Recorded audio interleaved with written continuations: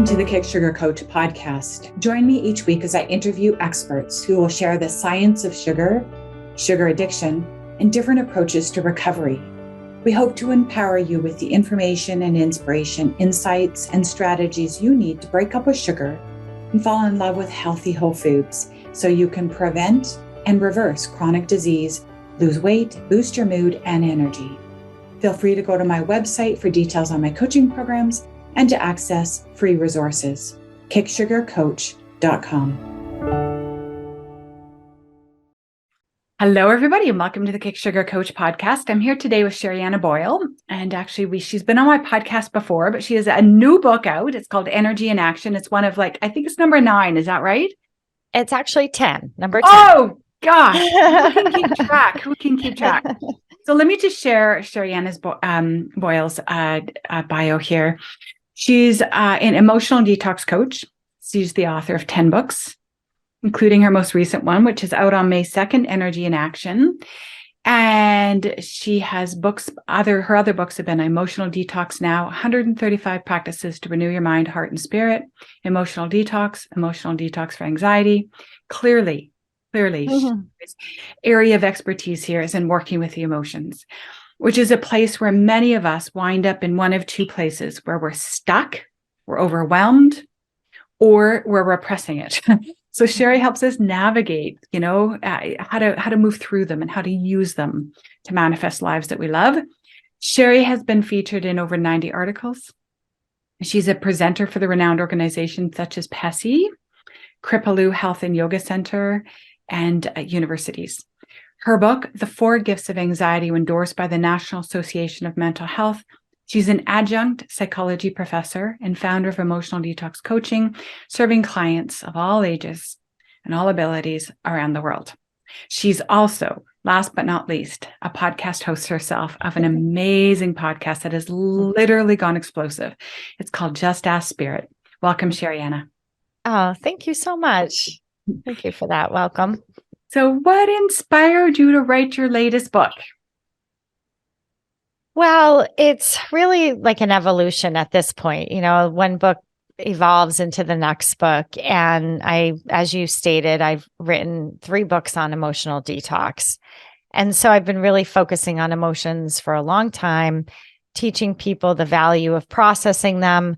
My motto is your emotions matter, processing them matters more. And now I'm at the point where I'm teaching more about how to hold that. So people would say to me, great, I love this. I love the system. I created a system called CLEANSE. It's an acronym for the 7 steps of emotional detox. And they would get so much out of it. And then I was getting a lot of questions. Well, how do I live this? Like, how can I take this into daily life? And so I was listening to their questions, and I'm sort of, some of what we do in coaching, as you know, is trying to figure out what they're trying to ask. Because sometimes people ask questions, and then as they're asking the questions, you realize that's really, the question is really, how do I hold my energy? That's really what you're asking me. And then they'll say, oh yeah, that's what I want. And that's when I started to dive into energy in action. So energy in action is about, well, first of all, it's a book about manifesting, because energy in action is how I define manifesting. And the subtitle of the book is The Power of Emotions and Intuition to Cultivate Peace and Freedom. So basically, energy in action is when your emotions and your intuition are in flow. And when those two things are in flow, that's when your manifesting juices are really kicking in. Right. And what keeps us from being in the flow? Well, that would be reactivity, right? And I've spoken about that a lot in many of the books. So there's action and then there's reaction.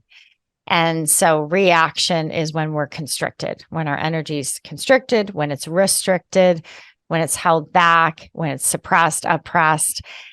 When we feel tension, generally, it could show up as physical inflammation. It can show up as mental disturbances, or ruminating, or obsessing, or worrying, those kinds of things. And so those are signs that we're in reactivity, which I'm saying, it's really time, I think, to redefine action.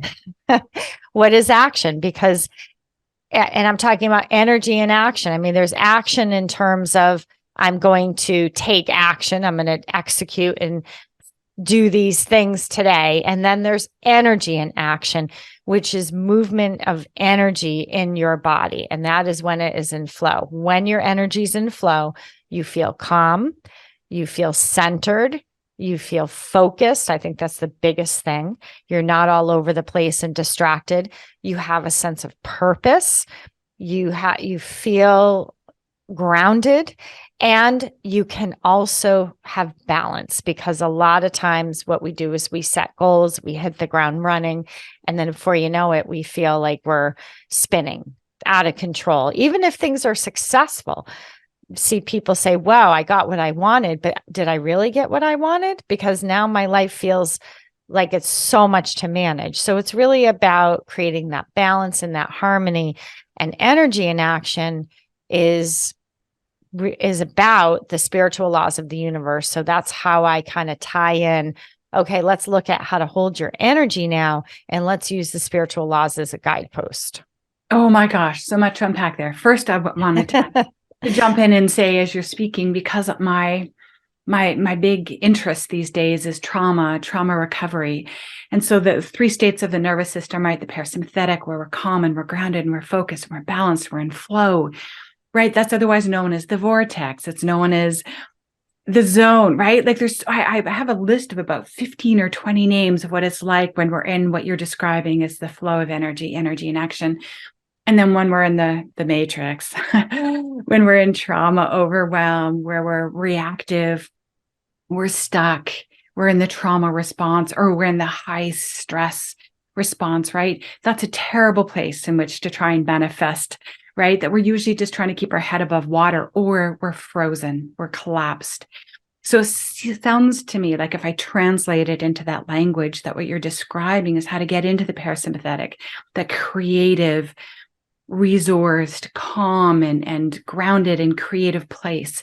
And so what you're saying is that you're bringing in the spiritual laws of the universe to help people get out of that stuck, collapsed, stressed place and into the flow. So what are those spiritual laws of the universe? Yeah, I'll leave it there. Okay, sorry, my mic went out for a second, so I had to plug it back in. So yes, you're exactly right. That is the flow, and there is a lot to unpack here. So your question is, you had a question before that question, before the spiritual laws. Did you? Oh, I was just kind of sort of saying that for me, I'm translating that into the language of trauma recovery. Gotcha. Okay. And the parasympathetic versus the sympathetic versus the dorsal freeze, that kind of stuff, right? Gotcha. So I'm just sort of like translating it. But my question is how interesting it is that you're saying, I want to bring in these spiritual laws to help people get into that zone, that flow. So what I did, what I found is, before emotional detox, like a lot of people, so emotional detox came out in 2018. And before that, I was really into the whole law of attraction thing, as many people were. I mean, I think that when the book The Secret came out, we all kind of jumped on board, did our vision boards, got all excited. And for me, a lot of things I remember on my board aren't on my board today, and some of them never happened. Doesn't mean it doesn't work. I'm just saying we all just kind of jumped on board. But then I'm writing emotional detox, and again, coming up with these new principles, because before now we used to kind of look at emotions as bad, right? I mean, that was in our conditioning for a long time, that you shouldn't feel anger, you shouldn't feel sad, you shouldn't feel shame, don't let people know what you feel or what you, and so there was just so much suppression. So now everybody's realizing, oh, wait a minute, that was not a good idea. It just kind of reinforced our trauma, right? And it kept our nervous systems all locked up, like you said. So now I'm, again, teaching about emotions and this emotional processing thing, and doing this for quite a while. And so now I have a different lens. So when you learn something new, as I'm practicing the emotional detox, now when I go to look at something like the spiritual laws, I see them differently because I've been processing my emotions for so long and have an entirely new foundation for that. I look at the laws and I'm like, this doesn't make sense to me anymore, because I always learned what you think about, you attract, or focus on you, what you want. You'll bring in more of what you want and all of that. And now that I've gone into this emotional processing state, this isn't jiving. So that's when I wanted to sort of relook at the laws and say, how do I see them now? What kind of information do I get from them? And what I feel I discovered, Florence, for me, and what a lot of energy in action is about, is I believe that those laws are a guidance system for moving energy. So there's 13 laws that I write about. There's more spiritual laws than that, but I didn't want to overwhelm the reader. But there are 13 specific laws. And when you really start to dive into them, you think, oh my gosh, this is teaching me, this law, how to move the energy of my emotions. And whenever you move the energy of your emotions, you allow yourself to feel, you are going to become more intuitive. It just happens on its own. So then your intuition opens up. Now you're being guided. And a lot of what happens, where energy and action kind of picks up after Emotional Detox book series is, okay, I can tell I'm more intuitive, but how do I maintain this? How do I live my life? Because we start to flip flop. Is it my intuition? Is it my fear? Is it my intuition? Is it my worry? And we kind of go back and forth. And with the spiritual laws, we start to really dismantle a lot of this conditioning, a lot of the labeling, not just of the labeling of our emotions, but the labeling of our experiences, like putting a stamp on everything. So the laws teach us, that's not really how we move energy, by putting labels onto things. Oh my gosh. All right. Would you be willing to share the 13 laws or some of them? Sure. I mean, so what I did, because this is again, I'm also trained in quantum healing. I did that for many years of my life, and that kind of pulls in as well. So the 13 laws are, first, the law of oneness, the law of vibration, the law of attraction, the law of detachment, the law of cause and effect, the law of correspondence, the law of inspired action, law of perpetual transmuted energy, the law of compensation, the law of relativity, law of polarity, the law of giving and receiving, and then the law of rhythm. So I'm a big systems girl. Just like I developed a system for emotional detox, I developed a system for working with the laws. And I'm really good at developing systems and not knowing I'm developing them. Like I just do it because I'm just guided to, and I guess I'm just that kind of brain that I need some structure, right? Because some of this stuff gets a little woo-woo, and I have been with a lot of teachers who taught me things and it just wasn't clicking. So perhaps I did it for myself, but then after I write it, I'm like, oh, I developed a system and I didn't realize it. So I have a system in the book that really tells you, well, where do you begin, right? So once you read the laws and that there's practices in there for moving your energy according to the laws. So it's basically like learning, experiencing. I mean, that's how we learn in life, right? We can only learn so much from a book, right? After a while, you have to go out and practice. It's like a doctor. They can only be in school so long, and then they have to go out and do their residency. And that's really where they learn the work. So for the book, it's like, yes, I'm going to teach you about the laws, but now I'm going to give you practices based on where, a lot of people are at, different examples of how this looks in everyday life and how to practice it. Oh my gosh. So some of those seem pretty obvious, I think, but the one that there's a couple there that I'd be like, what is the law of correspondence? Yeah. Yeah. So the way that I actually work, I don't know, and we can discuss that in that way, but let me ask, do you want to play a little bit? Do you want to sort of try out a little bit of what I have created? Okay. So we'll just kind of say, and this is, again, in the book, what law would be beneficial for Florence to focus on right now. So rather than going from your head, we'll kind of go from, so just take a deep breath. Everybody else can take a deep breath too. We can all breathe, probably. Good practice for us to breathe. Take a nice inhale and take a nice exhale. All right, Florence. So once you breathe and you relax your body and you get your energy in action a little bit, right? So soften your spine, let your breath flow. Once your energy starts moving, then I want you to tell me what color pops in your mind.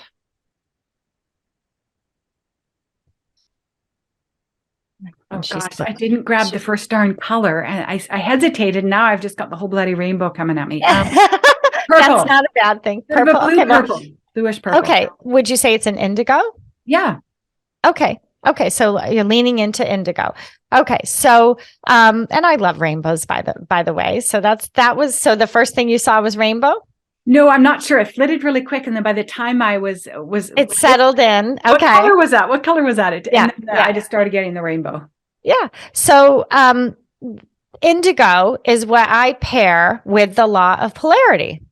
Hey. So in the book, everything corresponds so that you can work with your intuition, because it's a book about intuition and flow. So I developed a system. You kind of check in what's happening. So the law of polarity is the indigo ray of light. So the indigo ray of light is, well, it's like a deep bluish purplish kind of color. That color, by the way, that ray, which this is all in the book, provides a lot of stability. So when you tune into that, it carries vibrations of stability and anchoring and grounding in love, which I feel like is kind of true to you right now, because I feel like you're starting to anchor. Just you and I kind of had a moment to chit chat before the show, and you definitely felt more. Would you say you've been more grounded than usual? Yeah, I think so. Yep. I mean, I know you're a busy lady and all that, but grounded and anchored in what your purpose is. Yes.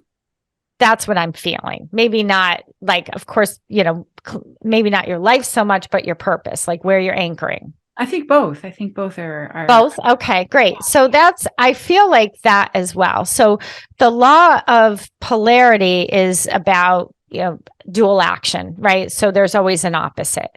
So there's fear, and then there's love. There's up, and then there's down. There's hot, and then there's cold, right? So there's always an opposite. And sometimes we do go into those opposite directions where we might feel scattered or overwhelmed or disoriented. And we're supposed to learn some things when that happens. So it's not all bad. It doesn't mean necessarily we're off track. But what happens is then when you go into the other direction, which it feels like you are heading on the opposite end of that a little bit more. Like you and I talked before this podcast, everyone, I said to her, gee, I noticed your office looks really nice. It's the first thing I noticed about Florence.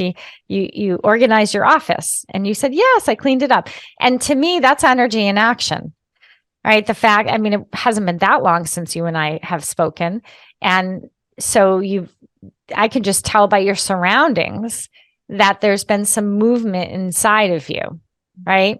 So, the law, so it tells me that, perhaps like we all do, we go in the opposite direction and we say to ourselves, oh, this is where I don't want to be.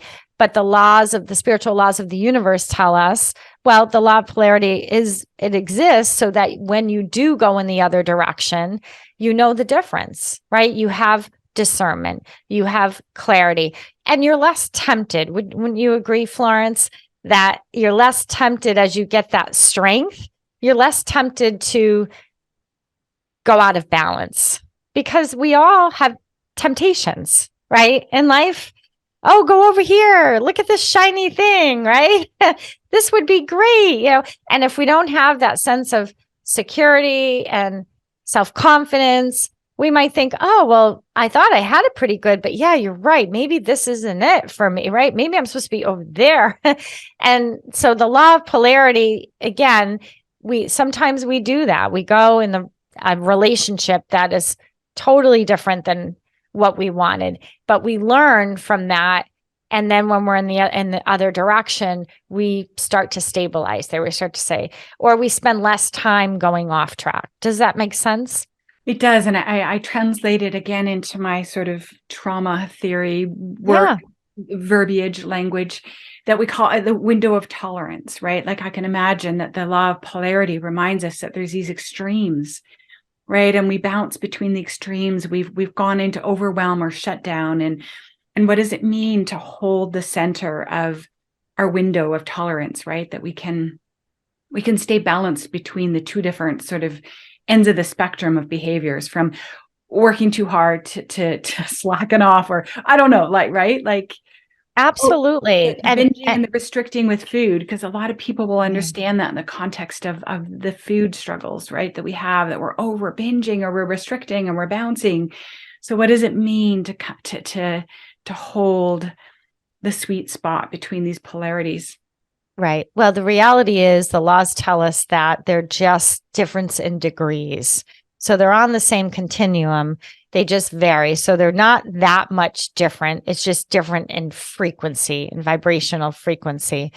And so you, again, it's about the learnings and some of the way of bringing that balance in. And we'll go back to energy and action. The subtitle is your emotions and your intuition and flow.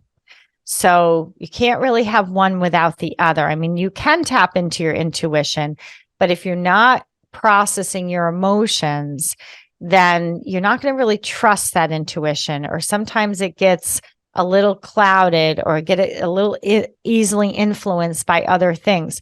So with the law of polarity, there are practices in there where you process what your emotions are. So, when I binge eat, right? That's an extreme.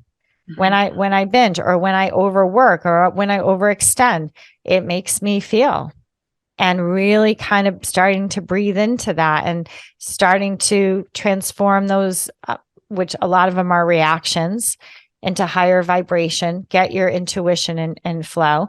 So, I mean, what people say, that's where guilt comes up. That's where shame comes up. That's where fear, frustration. We have to take time to process our emotions. And that's why I didn't feel like I could resonate with some of the former teachings, because I felt like the emotions were sort of mentioned, but not really, we didn't really have a chance to dive into them. And I really feel like they're such an important part of helping us to move that energy.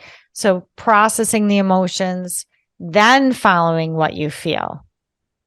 And if I put this and if I translate this into Yes, please. the Yeah. conversation of kicking sugar, of women struggling with, mostly most of the people who follow my podcast would be women, but men and women really who are struggling with an eating disorder, and they're out of the flow with that, and they're in self-harming, they're making self-harming food choices, or engaging in self-harming food behaviors.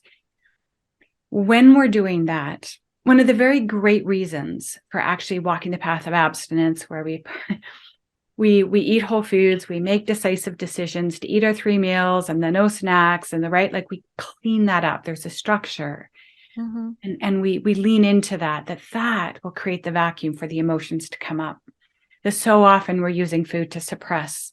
And how could you possibly manifest effectively when you're using food to suppress the very emotions that we need to be in flow so that we can pull in a better life for ourselves? Yeah. I mean, you can't override them, because I would assume that if they're listening to your podcast or in your group work, that they're looking to manifest a healthy relationship with food and with themselves, right? And relationships. So how are you going to manifest that if you're focusing on suppressing, restricting, whatever it is, emotions? It's just going to make it really hard on you. It's not to say it's not possible. It's not to say people don't manifest things in other ways, but I think it just takes a lot more effort. And the laws teach us that it really is like this effortless flow, this movement of energy. We really can and have the capability of moving things through us, even trauma, quite quickly. And I think you and I would probably agree, and even that I'm a psychology professor. So I'm teaching psychology in just like 40 minutes. I teach online for 3 hours psychology, and the field is changing so quickly. And it is what's happening, and what's exciting at the same time is spirituality and psychology are really coming together. And we're learning that you can heal and help people to transform trauma through these kinds of energy practices, that you don't always have to do a cognitive approach. Maybe a little bit of both is nice, right? And so more and more it's becoming widespread. And that what it does is when you include the energy and action, you get discernment, right? And you get stability. Now, I don't want to skim over that indigo ray of light. Now, some of the reason you might have been drawn to it too is because of the work you do, right? So you work with men and women who are, what would you call who are who self-identify as being on the sugar addiction, food addiction spectrum, and are looking for recovery. Okay, so they're looking for recovery. So you may be drawn to that indigo ray of light because you're around it a lot too. Right. And so I want the listeners to hear that too. Sometimes you're drawn to something because maybe there's so much of it in your life. So the rays of light are overseen by spiritual masters and archangels. And when you learn how to work with them, and I teach you how to do that, what they do is they're high vibration. So they're going to really help. Like as I'm talking to them, slowing down because I can feel them coming, because I work with them so much and I just feel it come, the energy come in. And so when you use these practices, what you're going to do is think of it like a computer download, right? Where you might upgrade your computer so it works a little bit better. These come from source. These come from higher vibration, from the creator of your understanding. And you soak it up like a hard rain on a very dry day, right? And you take it in because so many of us have been deprived, right? Emotionally, vibrationally. So when you're in this trauma response or survival, it's like being in a state of deprivation. Yeah, sure. Maybe you have the food and the water and all that stuff. And we know that now. And we're at that point in our evolution where people can get pretty much for the most part what they need, but they're still starving. And it's like a soul thing. So now it's about, and again, this is where energy and action sort of takes us to that next level and reminds us we're not powerless here. And we can transform energy. We can change it. So, and there's been many, many case studies of people healing themselves. You can heal yourself from, Florence, from food addiction. There's no doubt in my mind you can do that. Is absolutely possible, but you do need support, right? Someone like yourself, and you want to break down those goals into achievable ones, right? So you got the big picture, but you can get overwhelmed with the big picture. You can say, well, that's where I want to be, and that seems so far away. So you need someone like Florence to really guide you and support you and hold that structure. You talk about structure because you're dealing with trauma, and it's true. You do need some structure because a lot of people with trauma don't know what the heck's coming. They have that fear. So with that being held in that structure, and then processing your emotions and tapping into your higher self, your higher intuition, this is going to come from another place, another part of you. You are a physical being, but guess what? You're a spiritual being first. And let's not forget that. And the laws were designed in my opinion, as a guidepost for moving emotional energy.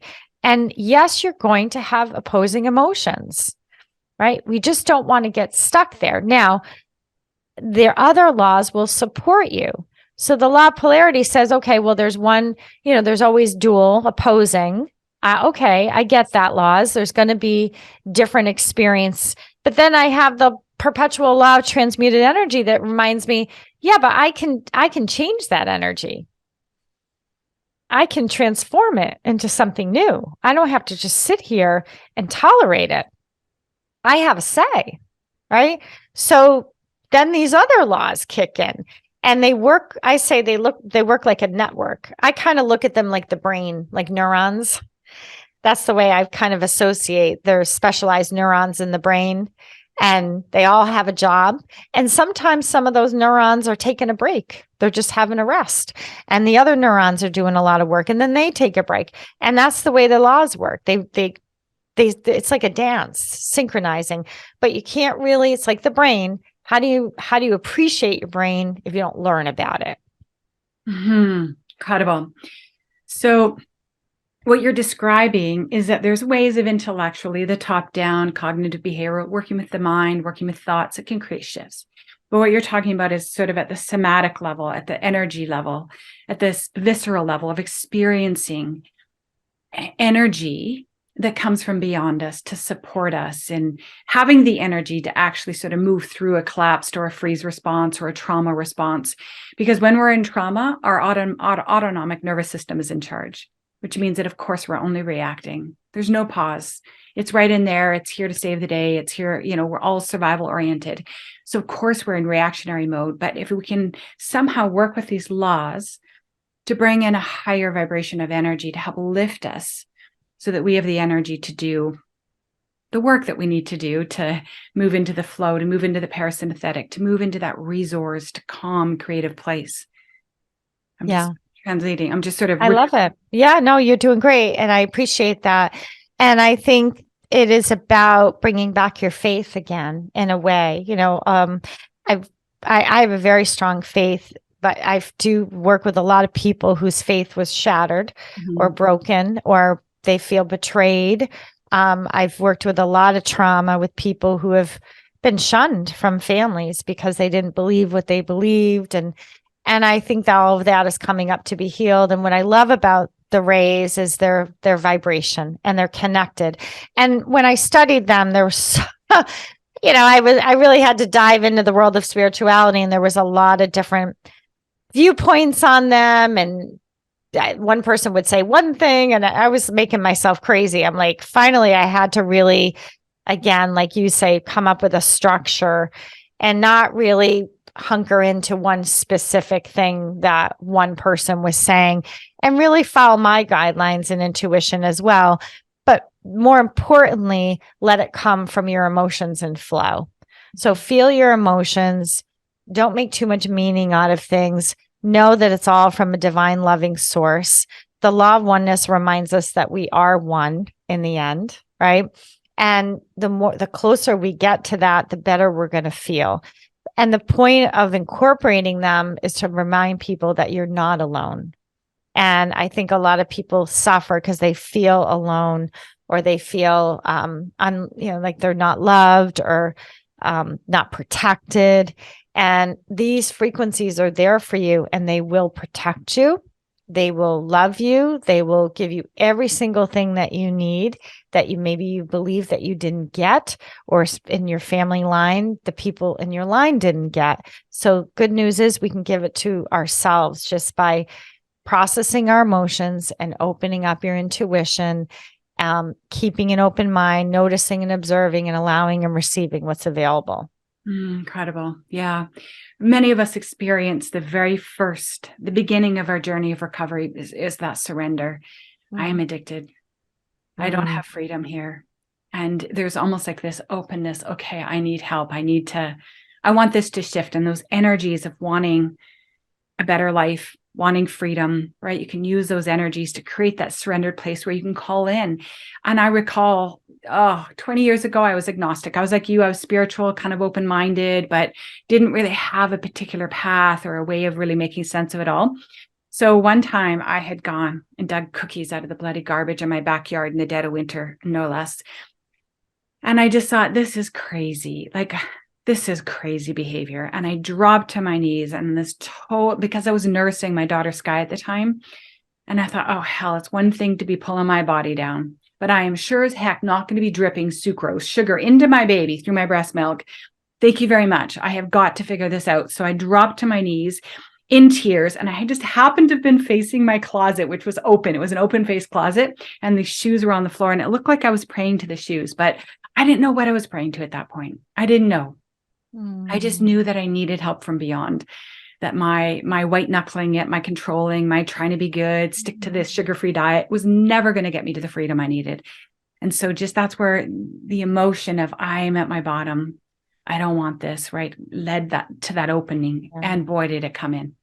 It Yeah. absolutely came in. Yeah.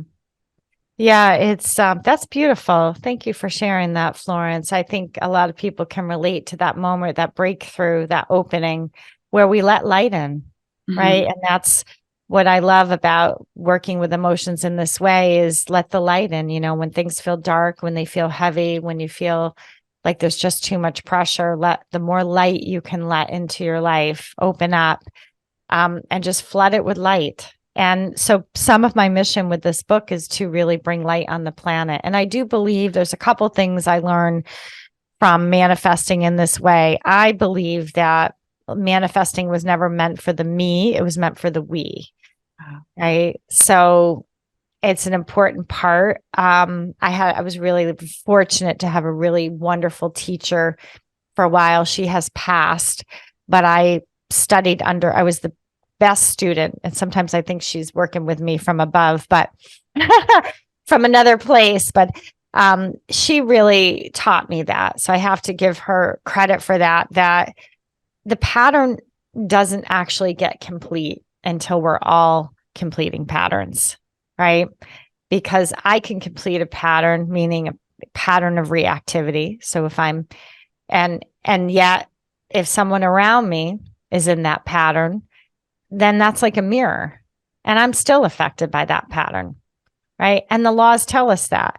So what do? How do we, we can't take the weight of the world on our shoulders and fix everybody. And I think sometimes we thought we could do that, right? Tell everybody what to do, and then our problems will go away. If that person would just get their act together, then everything would be fine. But we know that doesn't work, right? So what do? Well, we extend, it's a lot of these spiritual practice, yoga practices where we do offerings, where we say, and may all beings everywhere be happy and free. That's one of the yoga offerings. And it's the same thing. And what I've included in energy in action is that there is a place with every practice where we make sure that anybody struggling with food addiction or sex addiction or drug addiction or any kind of addictive patterns, may they too receive a piece of this light, because not everybody's as in the place where they're able to open up to it. So we can do that for them, right? So it's become sort of a little bit of a ritual kind of feel, which a lot of spiritual practices have, that ritual, that commitment, that love, unconditional love for the practice. So hope that makes sense.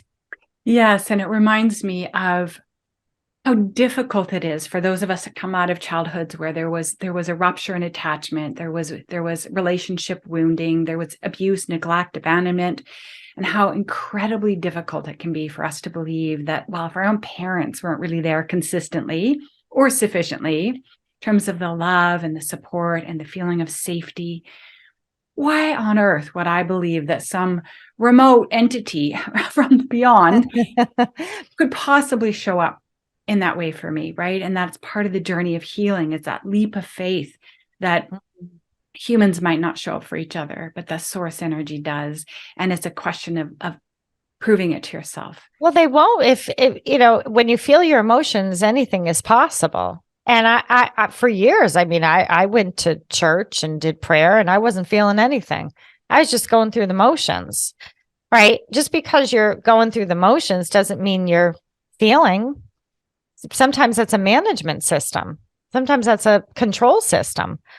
And I'll never forget when I was writing Energy in Action, one of my family members, like extended family members, said, just out of the blue, out of nowhere, so when was the last time you went to church? And I was like, first of all, where did that come? It was so out of context. And I didn't respond. I'm just not that type of person. I'm a type of person, I'll take it in and I'll just digest it. I mean, you didn't react? And I didn't react.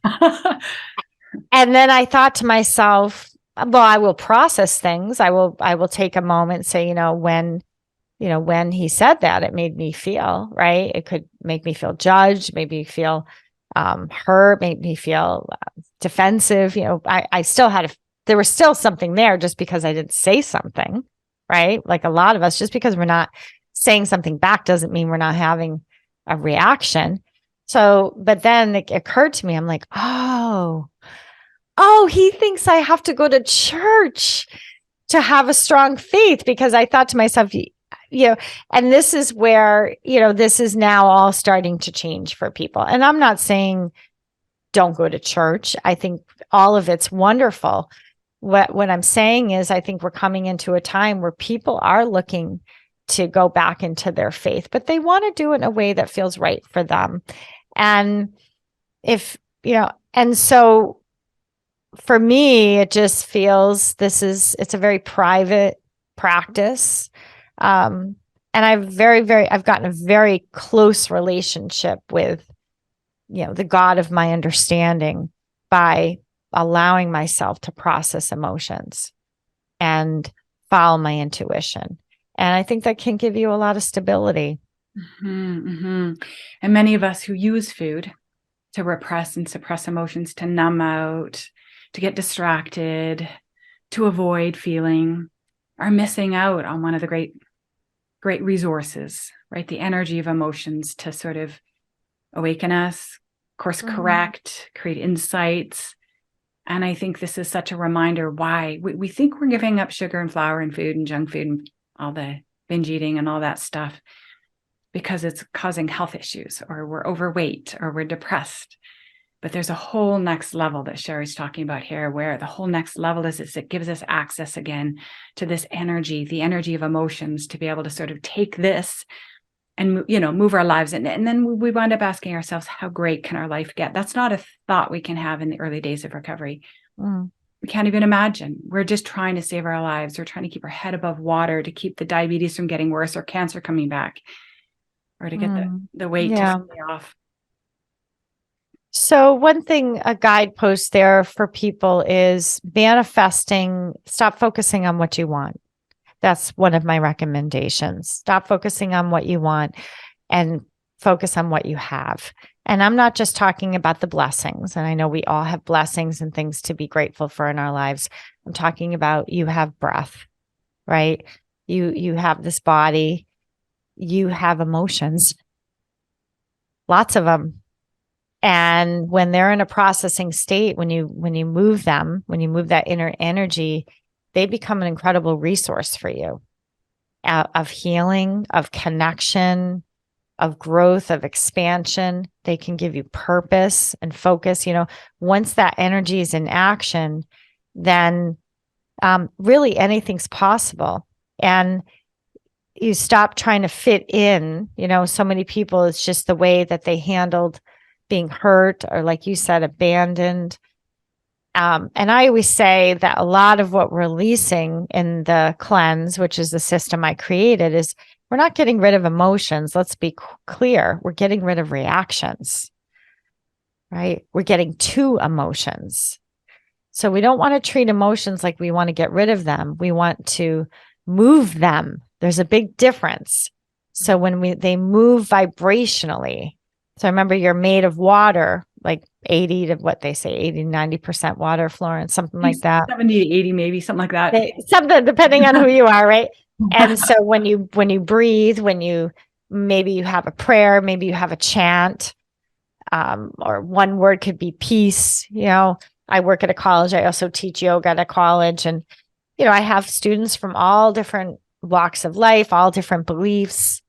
And you just give options for people. I say, your vibration, but if you want to say a prayer, if you want to just say the word peace, whatever feels right for you, just the point is, move the energy. We're not meant to sit in something, sit in problems, right? And we have to learn to detach. That's the other laws. So the other laws are going to give you guidance as well. detach from outcome, detach from the physical, detach from expectations. You got to really practice that if you're looking to get over addiction. That there's going to be a lot of loosening of expectations or any belief systems. There's a lot of things to detach from there. And as you move into the state, but again, the laws and the energy is there to support you as you detach. So think of it as you release and transform, you make space for higher vibrations, right? So you don't want to be, if you're all blocked up inside and there's walls up and then it's hard to receive anything. And so that's the point, get the movement going so that you can be receiving all these incredible vibrations that are available right here, right now. They're right with us all the time. And that veil is getting thinner. We start to look at it as, it's separate from me, right? And it's really not. The law of oneness tells us it's right here, right now. But we just have to move that energy in action. Which is a way of saying that we move out of that collapsed, frozen, freeze trauma state. And we move into the trauma state because we get overwhelmed. It's too much too fast. It's too little for too long. It's too much for too long. And we go into this, the nervous system says I can't handle this, and it collapses on us. And we feel like we're barely functioning. And with low vibrational energy, that's where all the negative thoughts happen. That's where our emotions get stuck. And so I think Sherianna's calling us. And in her book, we're all going to have to go get a copy. I call on the laws of the universe to bring in that energy, because we need energy to move out of that state. And you do. And you might be working with one law for a while. I mean, I can't tell you how many times I sit down and I do so I have these little guidelines for you. And I'm like, I got to work with that law again. I thought I already worked with that law yesterday, but I just trust it. I'm drawn to it. It's still, there's more for me to learn. There's more for me to know. There's more for me to practice. So yeah. And I ended up developing a whole course on it too, because after I wrote the book, I had so much more information come through. But as you know, books, sometimes it takes a couple of years for them to get from me writing them to actually out in the world. So we have some time in there to kind of really play. And so that's why I developed the course. And I know that for many people, they've been wounded through church. They have a conception of God that's angry, punishing, terrifying, doesn't feel safe, or they're deeply skeptical. They don't have a faith or a religion to sort of lean into. So what I like about what you're saying is that this isn't necessarily about being on your knees with one of those little beggy prayers. Please, get right. Can I be rescued? It's more like, let me open up to the energy so that I can use this energy, in an empowered way. Yes. Yes. And it begins with your emotions. There's no shortcuts. Right. And I think that's why, when I was younger, I was very lucky because I was raised Catholic, baptized Catholic, but there was a church right, maybe about a mile from my house. And it was on the way to where I was babysitting for a young child. And I would pass the church and I would hear them singing. So eventually I started going. I said to my parents, I'm going to start going to this church. And they said, that's fine. You can go to that church. They were so open-minded.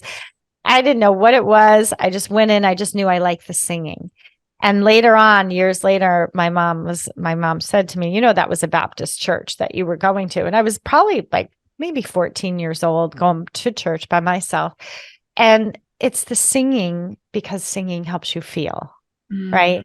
It's one of my favorite parts, just feeling the music, hearing the hymns and the vibrations. And it just, something about it lets me surrender and really feel it. So, there's just so many ways that we can just sort of open ourselves up again. But yes, I do think that many people are looking for that foundation again, right? I do think with addiction community has proven more than anybody else how important it is to have structure and a faith. You look at AA models, how successful they are, how supportive they are. And they're very based, but open, right? To, you don't have to believe what they believe, just that surrender prayer, how many times has that surrender prayer been said? It's a beautiful thing, but this is a way, it's sort of it takes ancient tools. The laws are thousands and thousands of years old. They were passed on originally by spiritual gurus orally. They were not actually written down until the 1900s. And there's a lot of juicy nuggets in them that can help us. Amazing. What would you say to somebody who feels overwhelmed by their emotion, their grief, their anger, like they don't even know where to begin to have it be a healthy or like a productive or positive experience of emotions? So that's where cleanse, which is the system, the acronym for an emotional processing that I created. The first step, the C, is called clear reactivity, which is about toning your vagus nerve. And so that is offered in energy and action. I still hold on to that. I think it's important to have a practice where you tone your vagus nerve. Now it's a 7-step cleanse, so 7 mindful steps. So don't stop at just toning the nerve. Make sure you do all 7 and get your energy in action. But the other thing is that vagal toning does, the vagus nerve is out of your neck, by the way, for anyone that goes down. You've probably talked about it on your show, but out of the neck down your spine. It's the longest nerve in the body. And what it does is it triggers the fight, flight, freeze response. And it's very much about the trauma. And so what you want to do is it can be toned mindfully. It can be toned by drinking more water, right? So just that's act of swallowing because it crosses the throat. That making sure you're eating slowly, right? Because a lot of us gulp our food. We eat it in 5 minutes now, right? So more mindful eating, really chewing. That act of chewing can help tone the nerve. Swallowing can tone the nerve. Humming, singing can, that's sending vibration right in that throat area. So I do talk about in the book many ways to tone the vagus nerve so that when you do the practices, you're going to get a little different variations so you don't get bored. And I think someone who's overwhelmed, we've got to start toning your vagus nerve so you can just begin to feel safe in the body a little bit. It takes time, whenever there's extreme fear like that, it just means that you got to slow down. Don't try to do everything all at once. I just want to remind people it's not a race, right? It's not a race. In fact, we can't heal from that energy, right? No. That energy itself is overwhelming. Energy in action is not rushed energy. Right. We slow it down. Yeah. Is there anything else you would like to say about the topic of working with our emotions to bring healing and recovery and to be able to manifest, I guess? Yeah. So I'm thinking of your audience right now, and that's how I want to, in terms of really really knowing what is it that you're creating here. So think of it as creative energy. What are you creating? In terms of how, what kind of energy are you nourishing here? And so there might be, for someone who's if there's overwhelm or extreme or addiction, then we might want to aim for harmony and balance and calm, right? It's just like you create a recipe, what am I creating? I'm making cookies, right? Or something like that.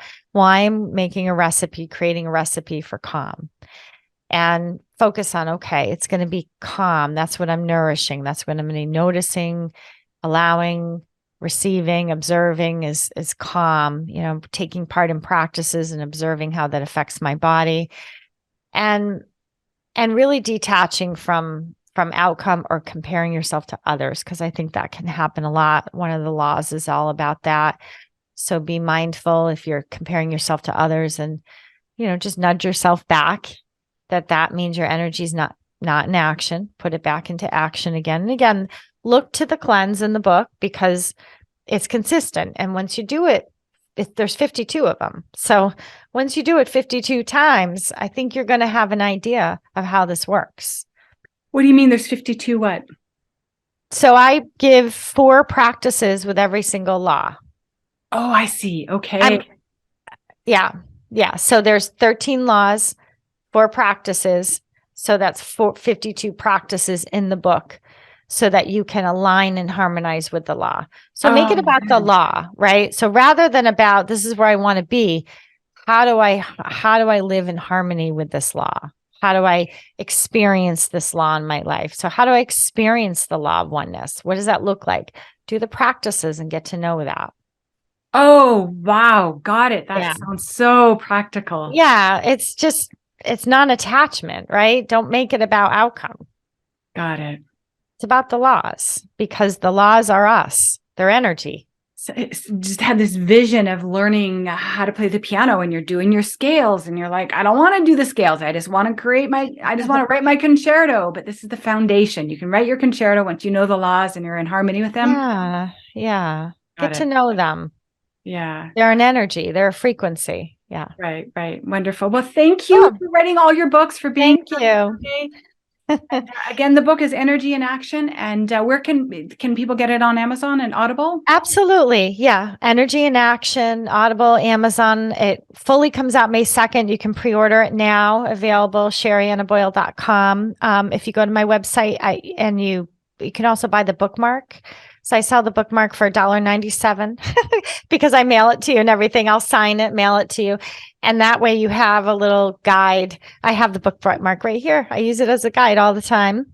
Okay. And that way you have it to kind of see intuitively what you want to work on that day, based on once you get an understanding of the book, use the bookmark as an intuitive tool to see, okay, where do I need to nourish myself today?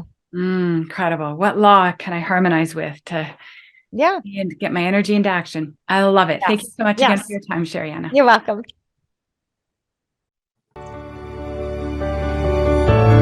Thanks for tuning in this week. If you would like more interviews, more information, and more inspiration on how to break up with sugar, go to my YouTube channel, Kick Sugar Coach, or my website, kicksugarcoach.com. See you next week.